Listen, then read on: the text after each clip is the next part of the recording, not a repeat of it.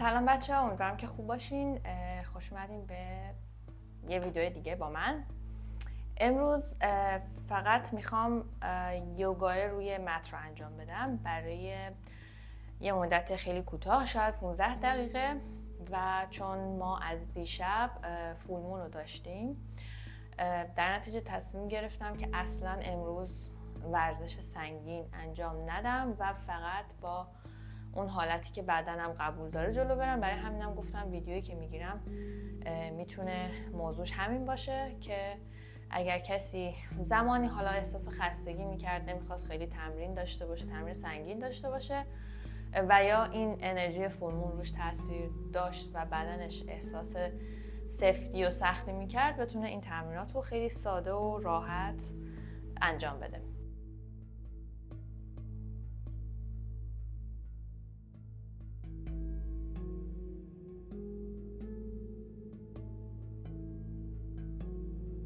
خب حالا کاری که ما میکنیم، اولین تمرینی که میخوایم انجام بدیم اینه که حالا هر طوری که میتونید راحت هستین بشینین به صورت 4 زانو و دستاتون رو روی زانوتون میذارین، چشم ها رو میبندیم و سعی میکنیم که گراوند بشیم.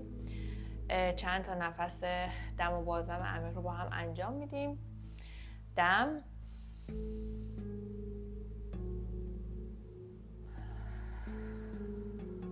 بازدم، دم، نگه میداریم، بازدم. بدنمون رو ریلکس میکنیم، گردنمون، شونه هامون، اجزای صورتمون رو ریلکس میکنیم. دم، نگه میداریم، بازدم. یک دم دیگه، بزرگترین نفسی که کشیدین امروز. دم، نگه میداریم و بازدم با صدای بلند از دهن.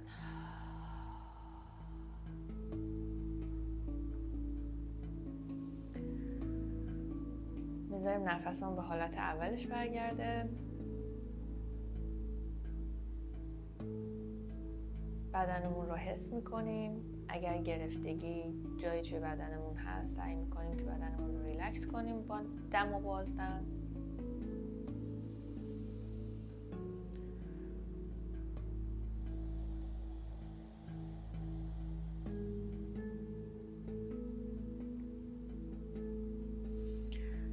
دست هامون رو جلوی سینمون میگیریم به صورت پریر پوز یا دعا. دم،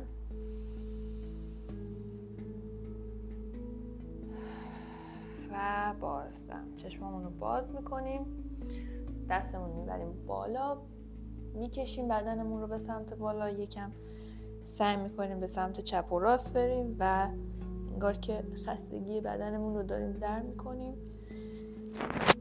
دم، دست راستمون رو میذاریم روی مت و سمت چپمون رو کامل میکشیم. آروم دم و بازدم رو اینجا داریم. سعی کنین این قسمت از بدنتون رو که لگنتون هست، لگن سمت چپتون روی مت باشه، اینجوری به سمت بالا، به سمت راست که کشیده میشین، این لگن بلند نشه از روی مت.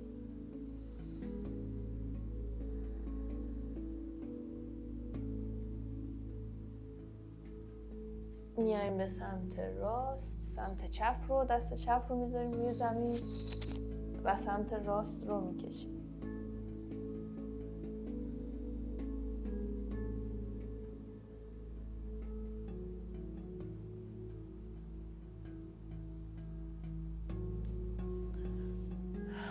به سمت بالا بدنمون رو میکشیم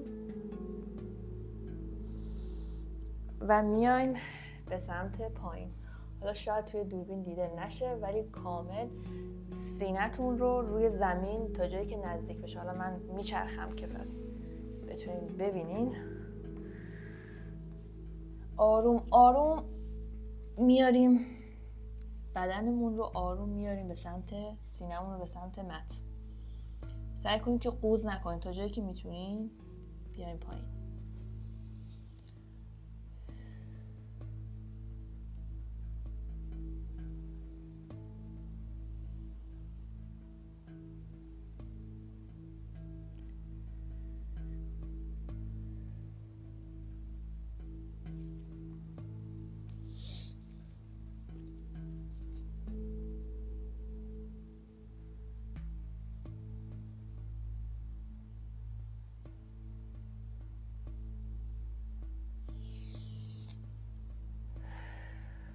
میایم بالا،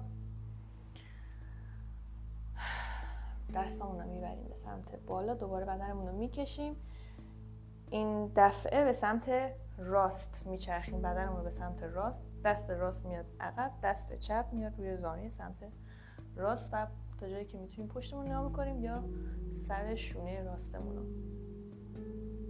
دم و بازدم اینجا هستیم.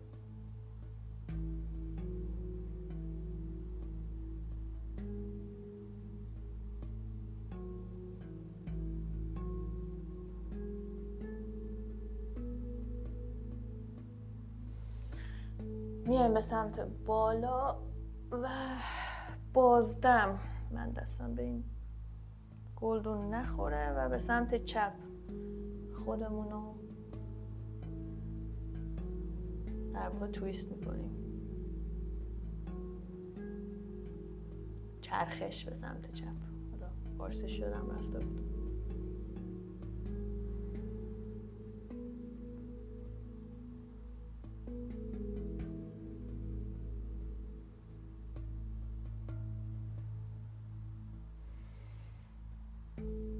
بالا یه دم میگیریم و دستمون رو میاریم پایین، بازدم. خب حالا کاری که میکنیم اینه که پاهامون رو میاریم به سمت جلو، دراز میکنیم به سمت جلو و سعی میکنیم که روی لگنمون بشینیم. میتونیم عضلاتمون رو به این شکل ببریم به سمت کنار و قشنگ روی استخوان لگنمون بشینیم، پشتمون صاف باشه. تا جایی که میشه زانو رو نزدیک به زمین میکنیم، دم میگیریم، کشش به سمت بالا و بازدم. تا جایی که تونستید میتونید بیایید جلو، یعنی سعی کنید که پشتتون رو خم نکنید، یعنی از سمت جلو، یعنی سینه‌تون نزدیک بشه به پاهاتون و اینطوری قوز نکنید و اگر دستتون به پاتون نرسید مشکلی نداره و من امروز اصلا نمیتونم دستم به پام نزدیک کنم. در نتیجه فقط آروم میام پایین، سعی میکنم که قوز نکنم.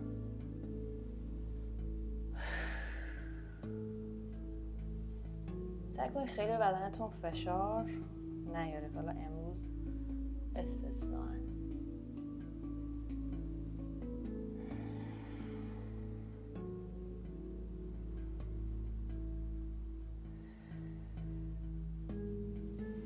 خب برمیگردیم، پای راستمون رو میاریم،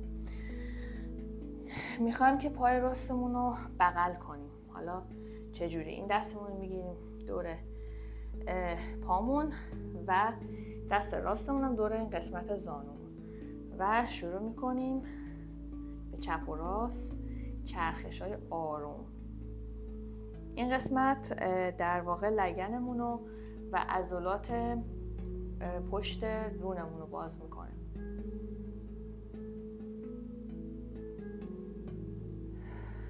دم و بازدم، چند نفس اینجا هستیم.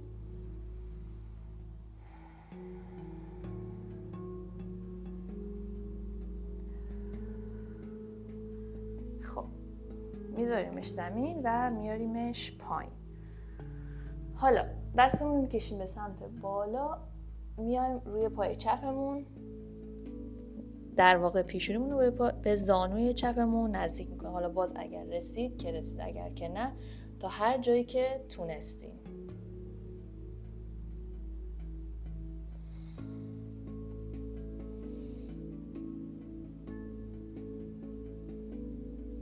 فقط سعی کنید که زانوتون خم نشه، تا جایی که میتونین زانوتون رو صاف نگه دارین.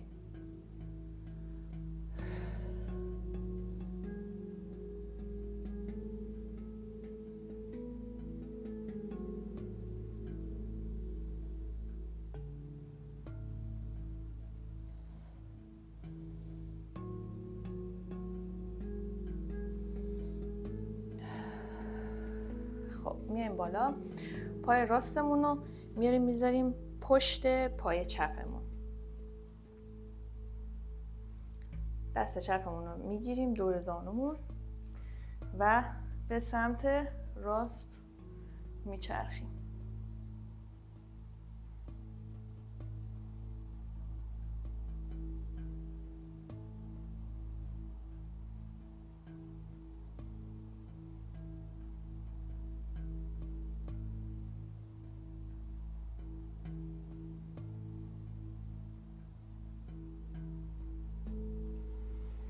برمیگردیم و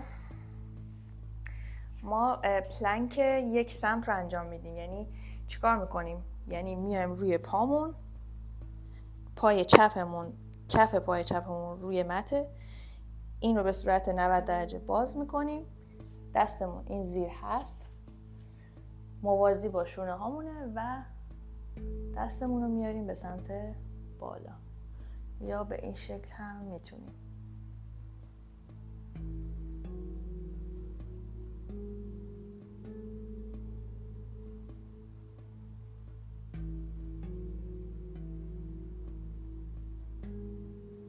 و میایم آروم پایین. حالا نوبت پای چپمون هستش. این سری پای چپمون رو بغل میکنیم و به این شکل، یا حالا میتونیم به این شکل، یا هر کدوم که براتون راحت تره، پاتون رو آروم آروم به چپ و راست بچرخونیم.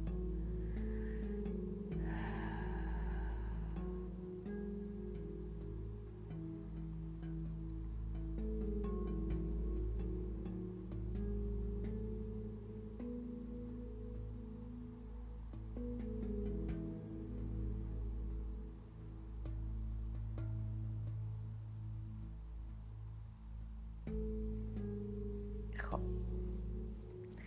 پا اونو میاریم میذاریم سمت، میایم به در واقع لگن پای راستمون نزدیک میکنیم، یعنی در واقع از داخل دستمون رو میبریم بالا، بدن رو میکشیم و میایم پایین، میخوایم روی پای راستمون.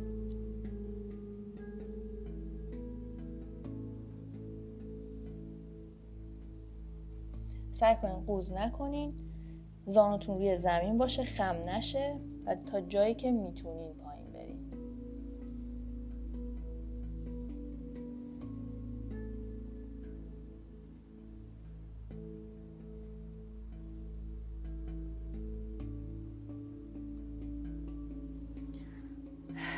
بیایید بالا، پای میذاریم، این پای چپ رو میذاریم بیرون پای راستمون، دست راستمون رو دور زانومون میگیریم و بازدم به سمت چپ میچرخیم.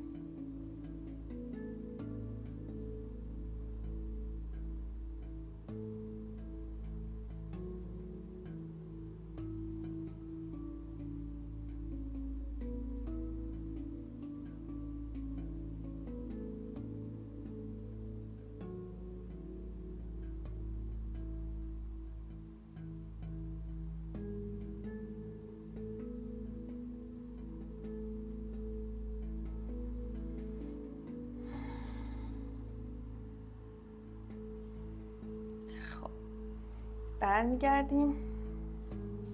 خب حالا پامون رو میذاریم زمین و برای ساید پلنک آماده میشیم. دوباره حالا برای این سمت پای راستمون روی مته و دستمون رو میگیریم به سمت بالا، یا میتونیم بیاریم بالای سرمون.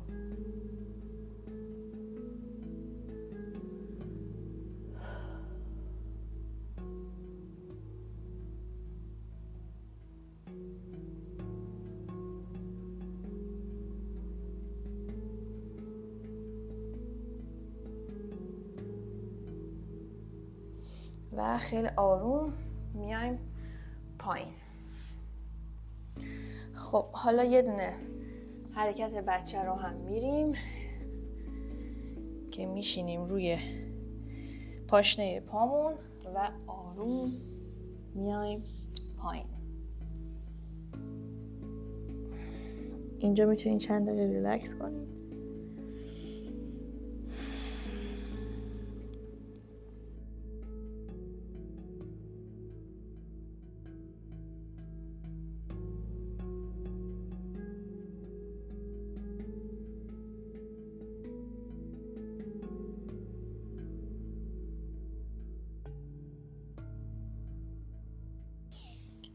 و حرکت سگ سر به پایین رو انجام میدیم.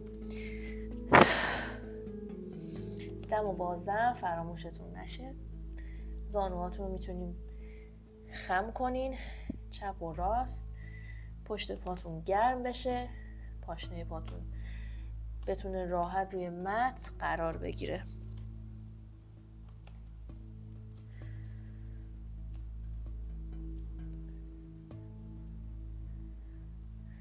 خب پای راستمون رو میاریم جلو، میذاریم پشت دستامون، حرکت کبوتر رو انجام میدیم.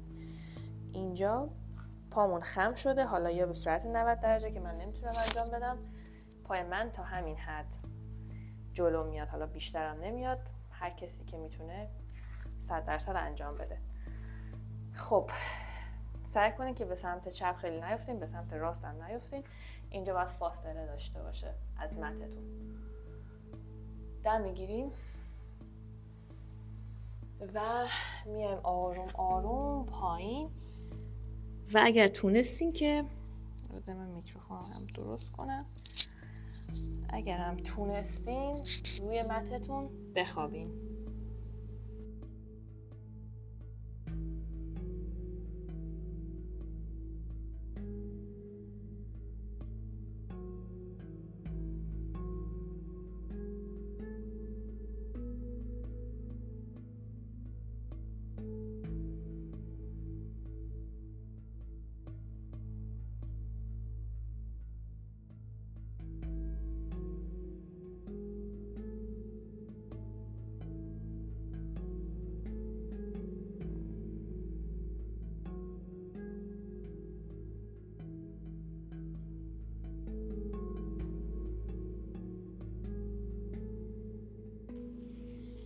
خب خیلی آروم برمیگردیم و پامون رو برمیگردونیم عقب. اول پامون رو پای سمت چپمون رو رول میکنیم، انگشتامون رو، و آروم پا رو برمیگردونیم به عقب، حرکت سگ سر به پایین.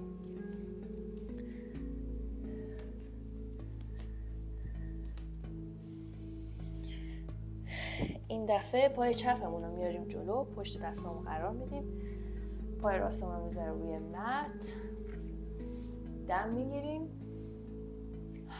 و بازدم آروم میایم روی زمین میخوابیم.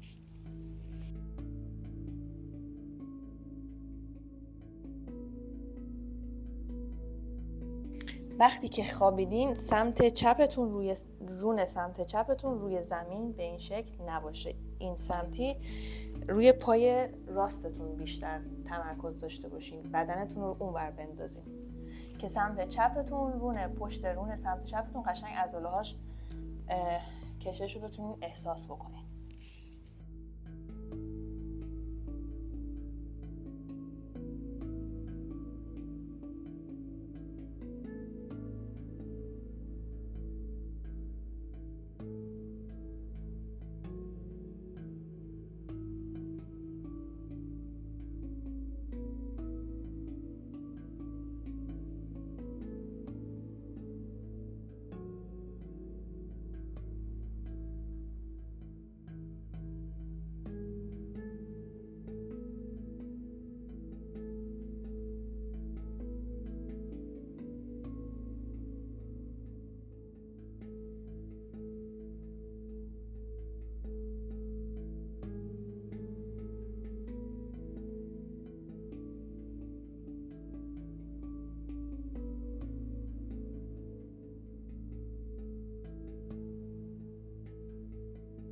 خب خیلی آروم برمیگردیم، پامون رو برمیگردیم. آخرین حرکتی که داریم حرکت پروانه است. کف پامون رو به هم دیگه میچسبونیم، دستامون رو دور انگشتای پامون میگیریم و آروم رون پامون رو تکون میدیم. حالا من نمیدونم توی فیلم دیده میشه یا نه، میام یکم عقب‌تر.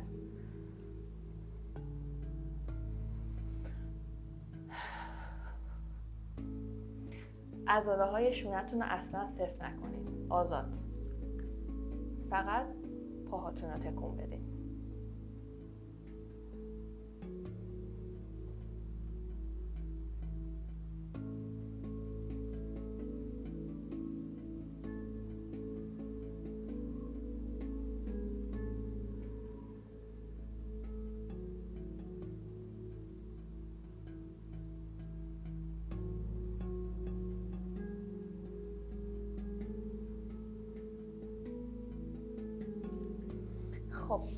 بعد از این حرکت میریم به شاواسانا. حالا قبل از شاواسانا یه مقداری این زیر در واقع کمرتون عضلات در واقع کمرتون رو یه مقدار ماساژ بدین. زانوهاتون رو میارین خم میکنین توی شکمتون، دستاتون رو اینجا قلاب میکنین و آروم آروم رول میکنین به سمت راست و چپ میچرخین.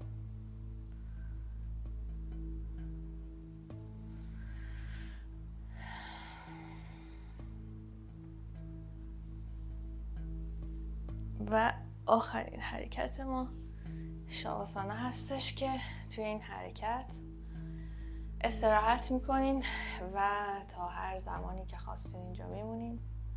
استراحت میکنین، نفس میکشین و بدنتون رو ریلکس میکنین و تا ویدیوی بعدی خدا نگهدار.